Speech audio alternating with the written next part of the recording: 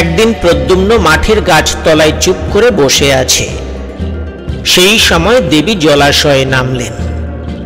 সেও কি ভেবে ডোবার একদিকের পাহাড়ের দিকে দাঁড়ালো। দেখলে দেবী ঘট নামিয়ে রেখে কুমুদ ফুল সংগ্রহে বড় ব্যস্ত।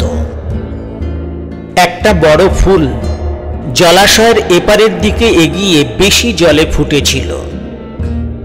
তিনি সেটা সংগ্রহের জন্য খানিকটা বৃথা চেষ্টা করবার পর চোখ তুলে অপর পারে প্রদ্যুম্নকে দেখতে পেয়ে হঠাৎ একটু অপ্রতিভের হাসি হাসলেন। তারপর হাসি মুখে তার দিকে চেয়ে বললেন, ফুলটা আমায় তুলে দেবে? দি, যদি আপনি এক কাজ করেন। কি বলো? আমায় কিছু খেতে দেবেন। আমি সমস্ত দিন কিছু খাইনি। আহা, তা এতক্ষণ বলনি কেন? এপারে এসো, থাকবে ফুল।